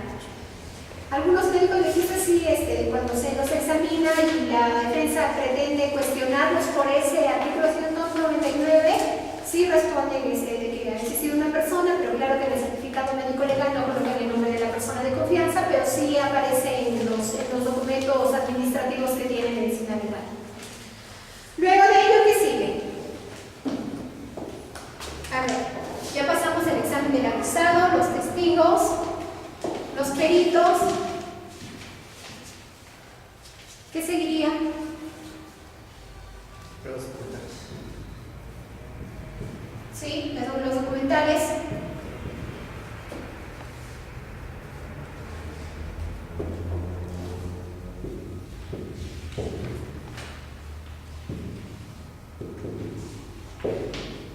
Para la incorporación de medios probatorios documentales que sean convertidos en prueba para ser valorados en la sentencia, existen requisitos. El artículo 383, ¿verdad? Dice lectura de documentales. Ejemplos.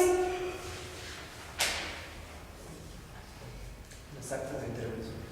Las actas de intervención policial, sí, esos son prueba preconstituida, ¿verdad? En algunos casos. El acta de levantamiento de cadáver es una prueba preconstituida o una prueba anticipada. ¿Cuál es la diferencia entre prueba anticipada y prueba preconstituida? La prueba preconstituida es cuando ya se consignan en el acta hechos irreproducibles. Por ejemplo, levantamiento de cadáver. No lo vamos a dejar al cadáver ahí hasta cuando estemos en juicio para ir a verlo cómo está el cadáver, ¿no? Entonces hay un acta y demás, ¿verdad? Eso es una prueba preconstituida. ¿Y la prueba anticipada? La prueba anticipada es cuando se somete a los principios del juicio oral, como dije al principio: publicidad, inmediación, contradicción, ¿no? Eso es. Y está dirigido por el juez de investigación preparatoria, ¿verdad? Lo dirige el juez de investigación preparatoria, por eso es que ya se llama prueba, sino que como se hizo antes del juicio, por eso se llama prueba anticipada.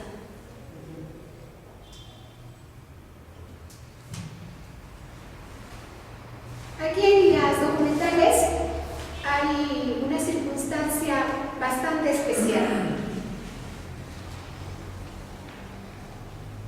Es el artículo 383, inciso 1, apartado B.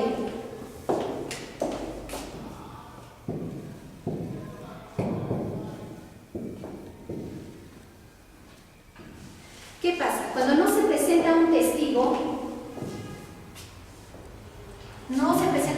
digamos, porque le tomamos su declaración en fiscalía, pero falleció, ya no está presente en juicio. O lo que está pasando aquí es que, bueno, hay un perito que ya no trabaja aquí, sino trabaja en el extranjero. Entonces, ¿qué pasa? Por el artículo 383, inciso 1, apartado D, se pueden leer sus declaraciones previas, ¿verdad? El Ministerio Público siempre se agarra de ahí. Se pueden leer sus declaraciones previas, pero hay un requisito para ello. ¿Cuál es ese requisito? Que haya habido posibilidades de que el principio de contradicción se haya dado en la época en la que se adquirió esa documental. Por eso es que indica las actas conteniendo la declaración de testigos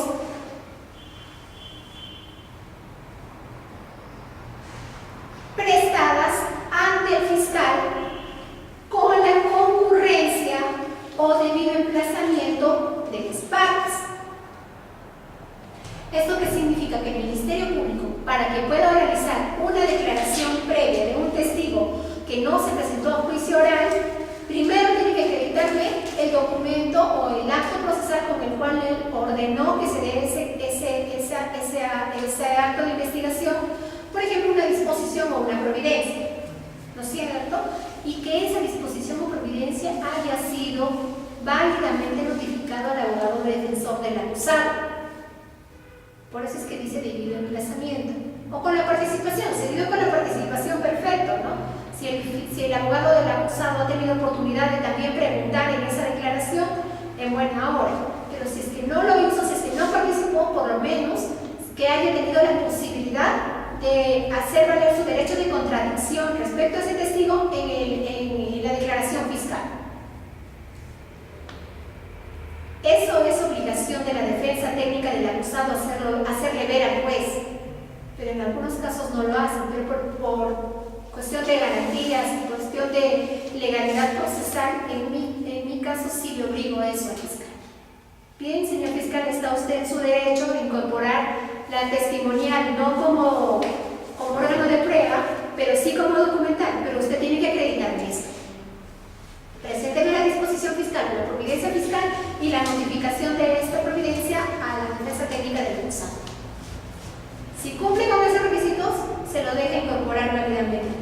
De lo contrario, no lo permite, porque iría en contra de la norma procesal. ¿Se tiene que prescindir antes de como órgano de prueba?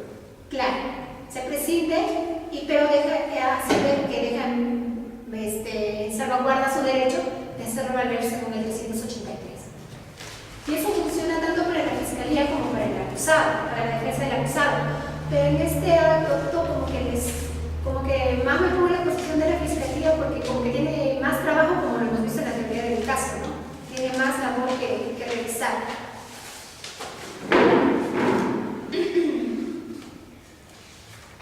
Si tenemos videos o grabaciones, ¿eso funciona como material o como documental?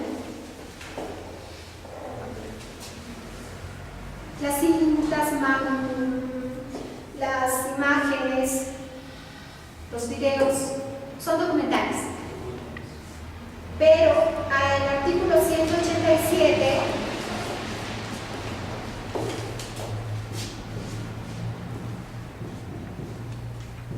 videos. El artículo 187 del Código Procesal Penal obliga a que estos hayan sido con anterioridad transcritos por el Ministerio Público.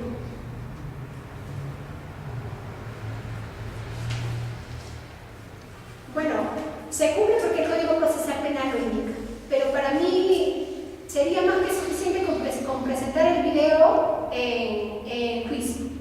Lo sometemos al soporte técnico correspondiente y lo podemos visualizar. No, porque sería oralizar la transcripción y luego ver el video. Me parece que hay doble. Pero el artículo 187 indica eso. Me parece que lo hace con la finalidad de garantizar el derecho de defensa del acusado, porque esta diligencia a nivel fiscal se realiza con la participación también del acusado y también obviamente del acusado, en caso por ejemplo de audios, para que reconozca su voz, y si no reconoce su voz, para que se someta a una pericia fonética.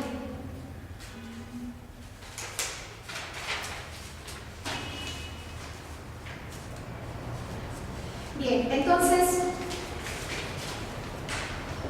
la prueba material, ¿en qué momento entra a taller?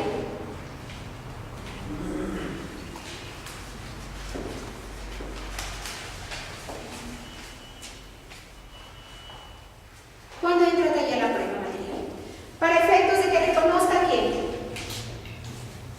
los peritos con los testigos. Con técnicas de investigación oral, los sujetos procesales van a ingresar o van a incorporar esas pruebas materiales. Por ejemplo, en el caso que se trate de una pericia balística, o de repente, ustedes saben que para la tenencia legal de arma de fuego es necesario acreditar que el arma, es decir, el objeto o material del delito, esté activa, ¿verdad? Esté en funcionamiento, porque si no funciona no se da el delito de tenencia ilegal de arma. Entonces, vamos a llevar a juicio ¿a quién? Al perito que realizó la pericia de funcionamiento de esa arma de fuego. ¿Y qué es lo que tenemos, fiscal? ¿Qué es lo que tiene que mostrar? El arma. Entonces, en ese momento le muestra si es el arma uno. Digamos que se trata de la radiada que ha sido lesionada con un arma blanca. ¿Qué es lo que está obligado el Ministerio Público a llevar? El arma blanca, ¿no es cierto? Y con la finalidad de repente tiene sangre y como tenemos que tener en consideración que una de las aristas de las técnicas de litigación oral de los sujetos procesales es impactar al juez, ¿no? Es impactar. Entonces, ¿quién nos impactaría con un arma blanca con manchas de sangre? ¿No? Ya eso son por cuestiones de estrategia. Tiene que estar confirmando la incautación. A eso iba. Las incautaciones por lo general deben estar con su confirmación, con su confirmatoria judicial, ¿verdad? Que está a cargo del juez de investigación preparatoria. Pero al respecto hay un acuerdo plenario y también hay jurisprudencia en cuanto indica que si se tratan de objetos ilícitos de por sí, no necesitan de confirmatoria judicial. Por ejemplo,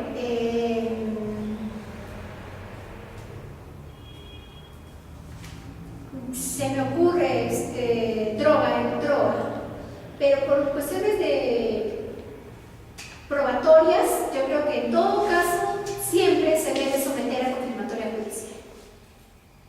En mi caso, como fiscal, pecaba quizás de no dejar ninguna arista abierta para que la defensa técnica se pueda agarrar de ahí y traerle abajo mi caso. Incautaba droga, le pedía la confirmación judicial. Incautaba el arma de fuego, también la pedía. En alguna oportunidad tuve un caso de un señor que intentó suicidarse. El señor se disparó, pero bueno, cuestiones del destino, simplemente le rozó el cuero cabelludo. El arma fue incautada y opté por su confirmatoria judicial con la finalidad de que no más adelante el objeto material del delito no se da y ataque la tipicidad de teoría del caso, ¿no? En otras circunstancias que también les estaba hablando de la transcripción de las cintas de video, tuve un caso de violación sexual donde se trataba de dos chicas, dos amigas, que salieron 6 de la mañana de la discoteca y fueron abordadas por un taxista. Y como de acuerdo a la regla de la experiencia, pues primero dejamos a una y luego en el mismo taxi nos vamos y ya a nuestro domicilio, ¿no? Entonces en este caso se dejó a una de las chicas y se llevó a la otra. Pero en el transcurso la chica le menciona al taxista que se detenga en una tienda porque tenía sed. También por reglas de la experiencia sabemos los efectos de la resaca, ¿no? Entonces, como eran 6 de la mañana, no había ninguna tienda abierta. Pero este taxista le ofrece, a la chica le ofrece una botella de agua mineral. La chica pierde conocimiento y este taxista se la lleva a un hotel, hospedaje. Sus hospedajes que el cuarto están al fondo y adelante hay una cochera. Por las reglas de la experiencia y por sus caras también veo que conocen, ¿no? Entonces, este sujeto y cada habitación estaba delimitada por AAA, ¿sí? AAA. Pero ¿qué pasa? Él ingresa a la habitación número 5, se estaciona y entre la habitación 5 y la 6 el AAA estaba roto por la mitad. Solamente se cubría así, para la parte de arriba y la parte de abajo no. Entonces él ingresa y baja del piloto, abre la puerta del asiento posterior y de pronto se ve que una mano cuelga así. Y también se ve que con el ademán, este sujeto, después de abrir la puerta, sacar a una persona donde su mano cae, hace así, para cerrar la puerta, ¿no? Y de pronto ingresa a la habitación, pasa aproximadamente 5 minutos, sale, se entrevista con el personal que estaba en recepción, compra 2 preservativos y vuelve a ingresar a la habitación. y se queda aproximadamente 30 minutos. Luego sale con su vehículo y se da la fuga, ¿no? Pero lo que este señor no contaba, primero es que ese hotel tenía cámaras de seguridad. Eso por las 6 de la mañana hasta las 8 de la mañana aproximadamente se queda. La chica despierta a la 1 de la tarde y valientemente va y denuncia. Denuncia a la comisaría y hacemos todo lo de dosaje toxicológico para ver qué es lo que le había dado para hacerla dormir. Y también fuimos, obviamente, a sacar las cámaras de seguridad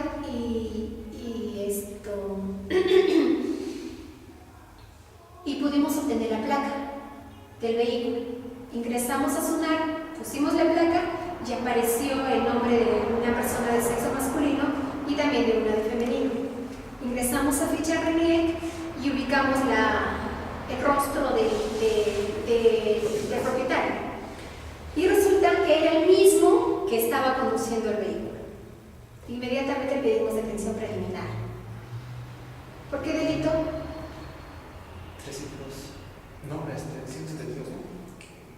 172, violación sexual de persona en incapacidad de resistir, ¿no?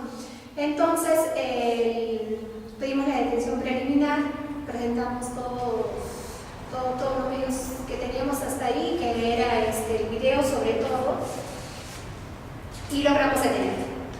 El video se le reconoció.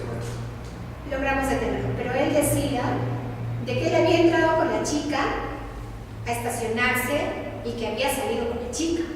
Él decía que nunca la metió ahí al cuarto, pero cuestiones de que no existe el crimen perfecto. Recordemos que el triplay que separaba entre una y otra estaba roto, ¿verdad?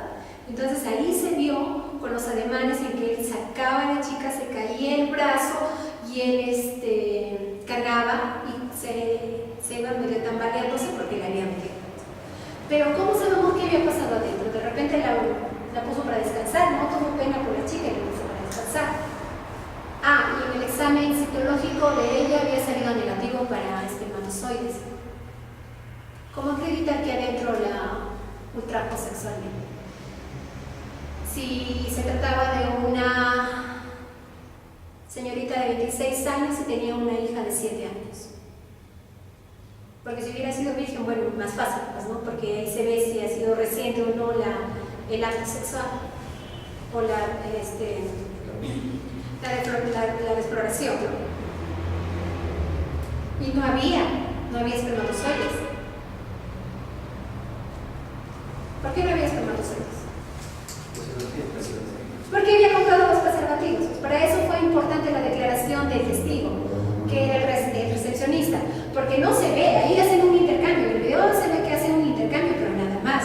Entonces fuimos a buscarlo al testigo y él ya es el que nos dice, sí, me compró 2 preservativos. Y cuando se ingresa el vehículo también en la cámara de seguridad, se verifica que hay un bulto con la misma ropa que vestía la chica ese día, que estaba así. O sea, era más que evidente que ella estaba en estado de inconsciencia.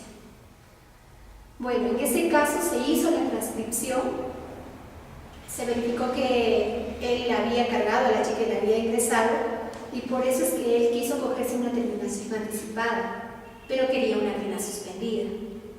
Como yo era la fiscal responsable del caso, no acepté, y tampoco los fiscales están en la obligación de aceptar cualquier terminación anticipada.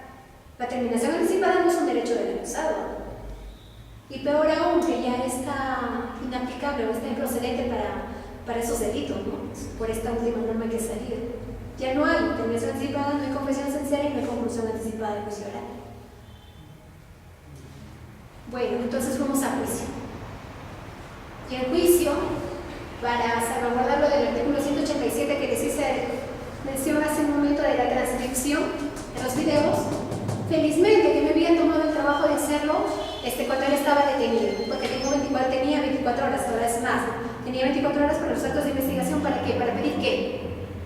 La prisión preventiva, ¿no es cierto? Y cumplí con esto porque la defensa técnica del acusado ya me iba a traer abajo el video solamente por esto. Pero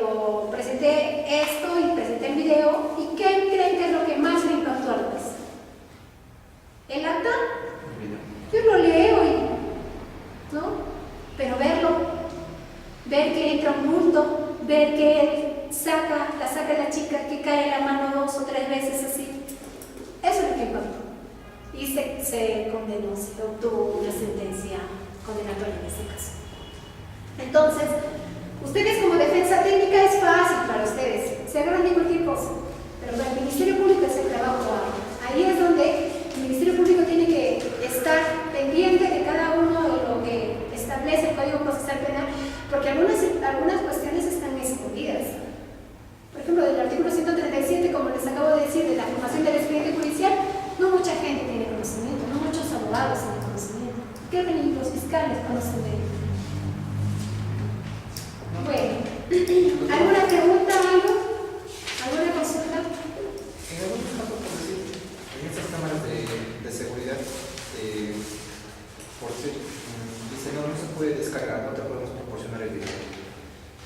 En ese caso, el fiscal podría, de acuerdo a su experiencia, grabar con su celular de la pantalla. ¿Serviría? Lo que pasa es que ahí ustedes podrían cuestionar, porque ya no sería un video de primera mano, ¿no? Entonces, si lo sometemos a una pericia, pueden cuestionar. ¿Y con qué fines hacerlo? Para editarlo. Y ustedes también conocen que cuando las conversaciones o los videos editados no tienen valor probatorio. ¿Pero con qué fin haría eso? Ocurre porque personas no proporcionan al fiscal los videos, ¿no? Entonces el fiscal, Pero está en la obligación de hacerlo. porque supuestamente su soporte técnico no le facilita cosas así. Yo como fiscal no me arriesgaría a hacer eso. Yo como fiscal exigiría que lo hagan bajo procedimiento de elecciones por desobediencia o resistencia a la autoridad, porque incurrirían incluso en el delito de encubrimiento personal o en encubrimiento real, si estamos hablando de un delito, ¿no? Porque si en ese video, como por ejemplo en el video de la niña de la maleta, se verifica el sujeto, está en la obligación de prestar asistencia al Ministerio Público, a la investigación del delito, porque podría incurrir en cumplimiento personal. ¿Alguna otra cosa? Una pregunta más. En caso de su experiencia para acreditar la grave amenaza en actos contra el pudor para una víctima mayor de 14, ¿cuál sería el video? El uso de algún arma blanca, arma de fuego. Con la declaración solamente de la víctima. Claro, pero si es un arma de fuego también lo puedo someter a la pericia de absorción atómica. De repente, es que hay prueba indiciaria también, digamos de que se trata de un hijo de un efectivo policial. No tiene mayor alcance a obtener un arma de fuego. Segundo, con quizás amenazas vía mensajes de texto. Hay infinidad de cuestiones fácticas que se pueden dar, Indiciarias, ¿no? Porque uno dice que la realidad supera la ficción. Y eso lo he podido comprobar en toda la trayectoria que tengo. Bueno, ¿alguna otra pregunta? Algo que no les haya quedado claro. Porque ya en mi despacho no